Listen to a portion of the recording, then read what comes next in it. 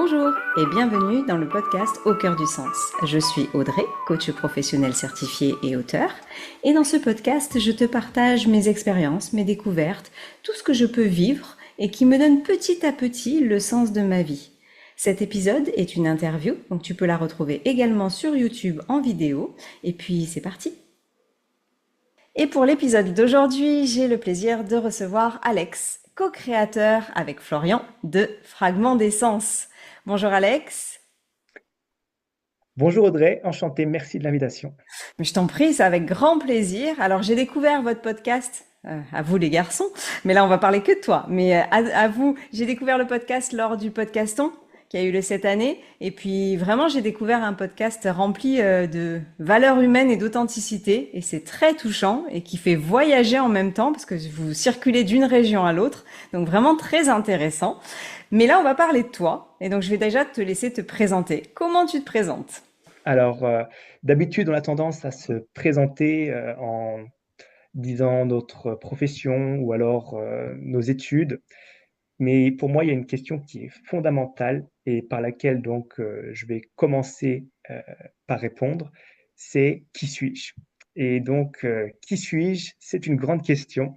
Je me définirais d'abord, je pense, comme quelqu'un qui a des valeurs, comme un homme de principe. Donc, par valeur, j'entends principalement le respect, la justice, la liberté, l'égalité et la fraternité. Ce sont des valeurs qui me tiennent particulièrement à cœur et je dirais même qui constituent une partie essentielle de mon identité. Ensuite, je dirais que je suis aussi quelqu'un de curieux. Euh, j'ai un goût profond pour la vie et j'aime aussi propager la joie de vivre autour de moi, dans la mesure du possible, bien entendu. Autrement, alors je suis né à Remiremont, donc dans les Vosges, dans le nord-est de la France. J'ai 25 ans.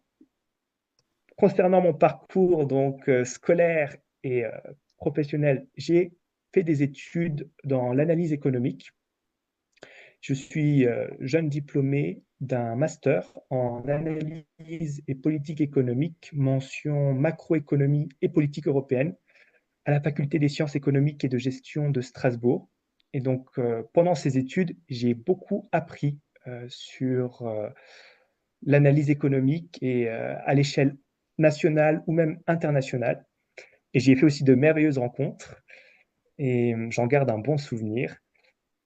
Autrement, donc là depuis peu, j'ai commencé un poste en tant que statisticien et prévisionniste à temps plein au sein de l'entreprise Linvauge, qui est basée à Gérardmer et qui commence à se développer même à l'international, qui est principalement présente en France avec des magasins un peu partout et qui commence à se développer donc dans d'autres secteurs, dans d'autres régions comme la Belgique ou l'Allemagne ou même l'Autriche. Et donc pendant mon temps libre, j'en ai quand même. J'aime me consacrer donc aux échecs. Le jeu d'échecs, c'est une de mes passions et j'aime aussi donc le podcast. C'est ce projet que j'ai co-créé avec mon ami Florian Pellier-Mermin, comme tu l'as bien mentionné. Et récemment aussi, je me suis lancé un nouveau défi, un peu comme toi, le défi des 30 jours sans sucre. Mais là, cette fois-ci, moi, c'est un défi plus euh, pour très sportif, on va dire. Enfin, j'ai pas l'habitude de ça. Je vais je vais tenter le triathlon donc à Gérardmer début septembre. Et donc, je commence à me préparer dès maintenant.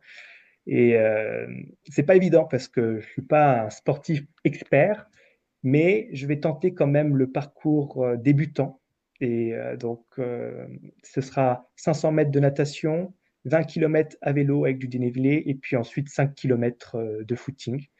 Et comme j'aime les défis et que ça fait longtemps que j'y ai assisté au triathlon, mais en tant que spectateur, je me suis dit, il est grand temps d'être acteur. Waouh! Et c'est un défi qui est venu d'où? Il est venu, alors, comme je travaille au Limvauge, il y a aussi un partenariat avec justement le triathlon de Gérardmer. Et comme il y a quelques collègues qui y participent, Et je me suis dit, bah, c'est le moment, Alex, c'est le moment de franchir le pas. En plus, tu travailles ici et puis ça fait longtemps que tu voulais le faire. Il est temps de franchir le pas. Et donc, je me suis inscrit et ça y est. Il n'y a plus de marche arrière. Maintenant, je m'entraîne chaque semaine. À peu près 3 fois par semaine, je fais des séances. J'essaie de varier à chaque fois, donc 3 séances différentes pour la natation, pour le jogging et pour le vélo. Est-ce qu'il y a un but dans cette démarche? C'est surtout oui, le but de me dire, OK Alex, tu l'as fait, tu as réussi, tu as dépassé donc les difficultés et me dire oui, au moins j'ai fait un triathlon dans ma vie, c'est super. Ah Surtout oui, qu'en plus c'est le triathlon de Gérardmer, c'est là où j'ai grandi, donc ne pas le faire, ça aurait été quand même dommage. ah oui, oui, j'avoue que le triathlon, tu vois, les 30 jours sans sucre, alors au moment où on va publier l'épisode, j'aurai fini, mais je pense, vu tous les effets, que je continuerai. Mais c'est vrai que ça me paraît plus raisonnable à mon niveau, parce que c'est un sacré défi. Vous êtes combien du coup avec ton boulot? Tu connais combien de personnes qui vont le faire? Une dizaine, une bonne dizaine. Ah oui. Et vous vous entraînez Mm. ensemble ou tu le fais ou tu t'entraînes Oui, seul? Ah. alors on a un groupe, on se réunit parfois ensemble pour pouvoir s'entraîner justement. On va prochainement, quand le temps sera plus favorable, nager dans le lac. Parce que Waouh. là, en ce moment, c'est quand même assez froid. Mais c'est sûr que on voit la différence entre l'entraînement à la piscine et l'entraînement au lac. C'est pas du tout le même environnement. Au lac, bah, il peut y avoir les vagues, il peut y avoir l'eau trouble, on peut ne pas avoir pied.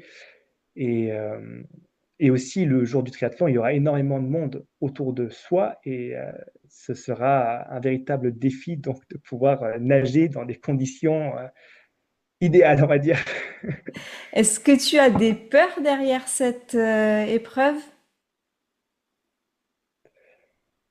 Un peu quand même, mais disons que c'est plus de la peur positive, c'est pour C'est grisant. me dépasser. Et ouais, c'est ça, exactement. C'est galvanisant. Et en fait, je sais que à la fin, j'aurai la satisfaction de me dire, Alex, tu l'as fait. L'épreuve en question aura lieu donc dimanche 7 septembre et ce sera le matin. Donc, il y a toujours un temps, bien entendu. C'est quand même une compétition. Le premier ou la première arrivée donc, aura gagné. Mais moi, c'est surtout une compétition face à moi-même. Ouais. Et le but, c'est de réussir et d'aller jusqu'au bout. Et tu t'es déjà lancé des défis comme celui-ci? Alors, pas sportif à ce point-là. Après, je me lance des défis dans d'autres sports, comme le jeu d'échecs, c'est aussi un sport. Mhm. Et là, par exemple, j'aime bien participer à des tournois aussi d'échecs. Donc, j'ai une licence A. Je suis inscrit au club d'échecs de Gérardmer. Et j'aime beaucoup aussi me lancer des défis pendant ces tournois, me dire, OK, euh, est-ce que je vais pouvoir accéder au podium aujourd'hui? Bah, je ne sais pas, mais au moins je vais tenter. Et qui ne tente rien à rien dans ce monde. Donc, et puis dans tous les cas, moi j'aime beaucoup les échecs. C'est, c'est aussi un travail sur soi. En fait, en jouant avec ses adversaires, on apprend beaucoup. On apprend beaucoup sur le fait d'accepter ses erreurs. Et en fait, c'est en quelque sorte les échecs pour moi une mini école de vie puisque on apprend à accepter ses erreurs. On apprend aussi à respecter ses adversaires. C'est très important. On apprend à garder son calme, même en situation de stress, parce qu'il peut arriver aussi parfois que notre pendule soit proche de zéro. Et donc, dans ces conditions-là, il faut savoir réagir vite et trouver les meilleurs coups. C'est pas toujours évident. Parfois, ça peut être stressant. Il y a aussi donc un travail psychologique derrière. Et même dans les tournois, on le voit parfois quand on est parmi les derniers à jouer, à rester. On a souvent une petite foule de personnes qui commencent à se rassembler autour de nous pour observer. Et potentiellement, ça peut mettre une certaine pression sociale, mais le but, c'est vraiment de garder son calme, de rester concentré dans son jeu et, euh, et d'aller jusqu'au bout. c'est ça qui compte. Il y a un système de hiérarchie dans les échecs? Alors, il y a des points, c'est le système d'Elo. Alors ça change aussi parfois en fonction du temps et des politiques qui sont mises en place. En tout cas, oui, effectivement, je dirais que au-delà de 2000 points, on peut être considéré comme des joueuses ou des joueurs expérimentés, en tout cas au moins expérimentés, mais qui ont déjà un certain niveau. On peut devenir ensuite des maîtres internationaux à partir de 2300 points. Si je ne me trompe pas, on peut commencer. Et une fois qu'on est maître, après, on peut commencer à donner des cours. C'est quelque chose que tu veux ou tu joues pour le plaisir? C'est Alors, moi, je joue. Alors, oui, c'est une bonne question. Je joue d'abord pour le plaisir. Après, je me lance quand même des défis personnels. Peut-être pas devenir maître, parce que ça paraît loin encore et j'ai pas ce niveau. Mais en tout cas, avancer par palier progressivement, pour moi, même gagner un point, c'est déjà énorme.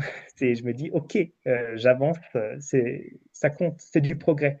Après, concernant mes défis personnels aux échecs, par exemple, là, j'envisage d'atteindre les 2000 points en Elo. Pour moi, ce serait déjà un grand seuil à atteindre. C'est l'objectif. Là, pour le moment, j'en suis pas loin. Je suis à 1726 Elo Feed. Ah oui, c'est franchement c'est pas loin. Et tu consacres beaucoup de temps du coup aux échecs parce que c'est quand même très cérébral. Hum, effectivement, mais j'aime beaucoup la concentration, l'analyse, la réflexion. Et j'y consacre quand même. Alors, je sais que comme je suis inscrit au club, on a des séances qui ont lieu chaque semaine le vendredi soir, excepté pendant les vacances scolaires. Et donc, j'essaye de m'y rendre toujours après le boulot. Donc, bon, en général, j'ai quand même des horaires où je quitte vers 17h30, 18h. Et donc, en rentrant, directement, je vais aux échecs et ça me permet aussi de me détendre, de penser à autre chose, de m'évader. D'accord. Ça te permet de t'évader le fait de rester concentré? D'accord. Ok. Oui, alors, effectivement, en étant concentré, euh, en jouant, en fait, on est focalisé sur le jeu d'échecs. C'est comme si on était dans un autre monde, en fait, et on oublie un petit peu le quotidien. Donc, pour moi, c'est comme un voyage, en fait. D'accord. Un Ah oui. voyage de l'esprit. Un voyage de l'esprit. Oui, et puis c'est vrai qu'être focalisé sur une seule tâche permet à l'esprit de, ben, c'est bizarre, mais de s'évader. Et c'est vrai que c'est très intéressant. Alors, moi, j'ai pas les échecs, j'ai pas la patience des échecs. Je trouve ça magnifique. Et c'est vrai que pour avoir vu deux, trois concours, c'est je sais pas comment dire, j'allais dire le flegme, mais tu sais, cette concentration, moi, c'est quoi? Je sais pas, c'est dès que je vois une mouche voler, je perds mon attention. Et le joueur d'échecs reste concentré sans arrêt. Je trouve ça magnifique. C'est quoi? C'est que tu te fais toutes les parties dans ta tête. C'est comment tu restes concentré comme ça aussi longtemps?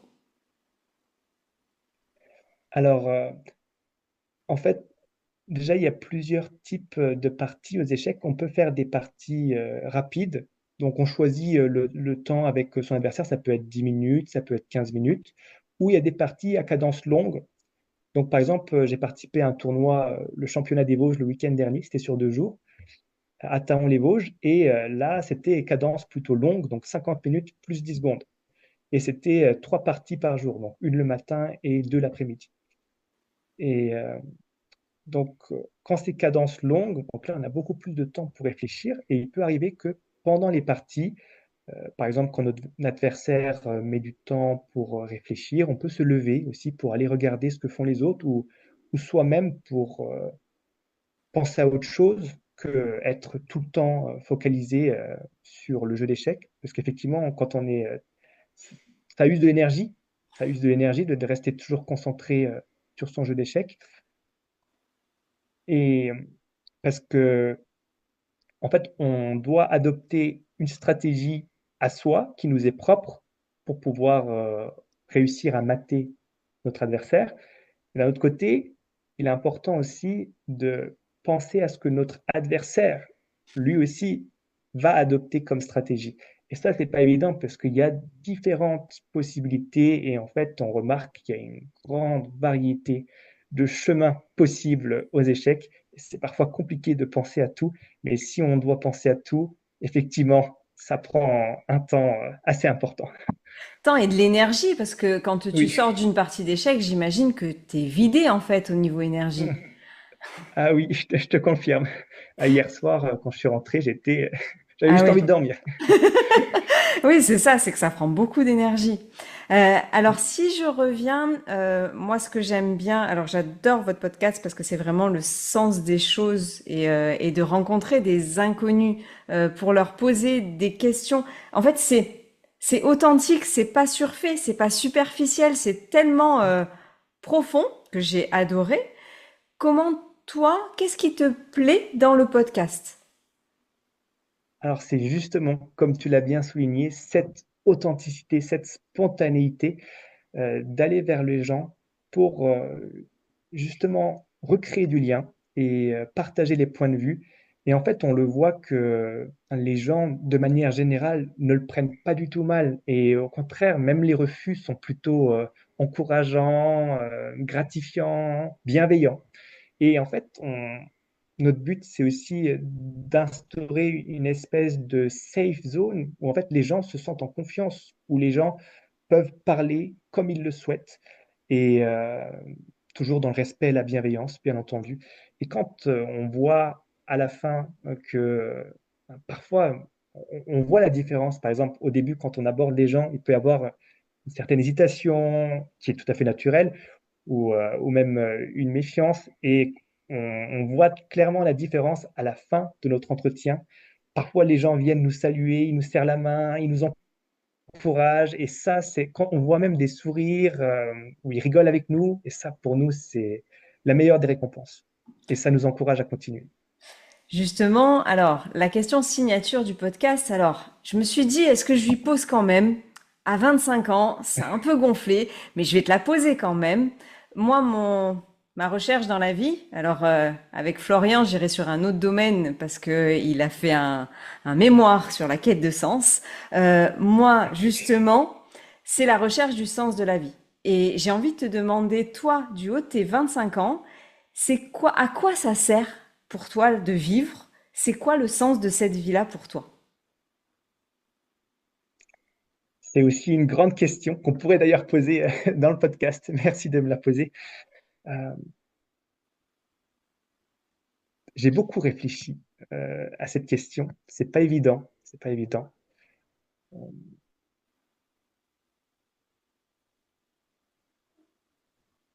Je dirais qu'au fur et à mesure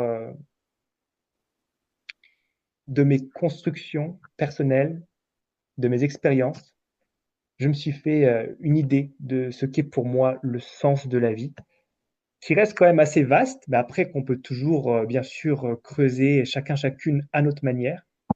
Pour moi, le sens de la vie, c'est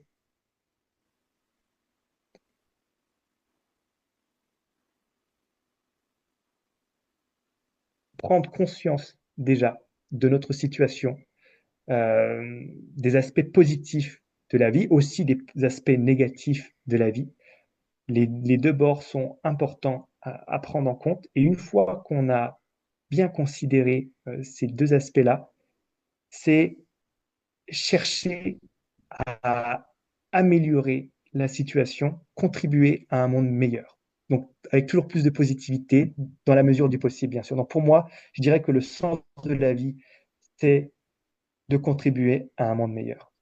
Waouh, c'est beau. C'est beau à 25 ans de vouloir contribuer à un monde meilleur. Ça donne beaucoup d'espoir pour les générations à venir. Et vraiment, à 25 ans, c'est beau d'avoir autant de recul. Merci beaucoup. Merci d'avoir accepté cette interview. Merci, merci de ce Je partage. t'en prie. Grâce à toi, j'ai découvert le monde des échecs. Grâce à toi, ben, le triathlon, je vais m'y intéresser maintenant. Mais bon, je vais garder mes 30 jours sans sucre, c'est beaucoup plus simple. C'est Et déjà une belle étape. Bravo pour ce défi. belle considération en fait et belle connaissance de soi. C'est un peu voilà, c'est un peu le plaisir aussi d'apprendre à se connaître. Est-ce que tu as un dernier mot pour la fin? Alors d'abord, oui, je tiens à te remercier, pour cette invitation. Ce fut très agréable, de pouvoir, échanger avec toi et ce serait un plaisir aussi justement de pouvoir continuer, à garder un lien par la suite. Merci beaucoup. Alors pour chers auditeurs, comme d'habitude, donc tu peux retrouver le podcast sur toutes les plateformes ainsi que sur YouTube pour la version vidéo. Et puis je te souhaite une bonne journée ou une bonne soirée et je te dis à la semaine prochaine pour un nouvel épisode. Bye bye Alex. Bye bye, bonne journée, merci.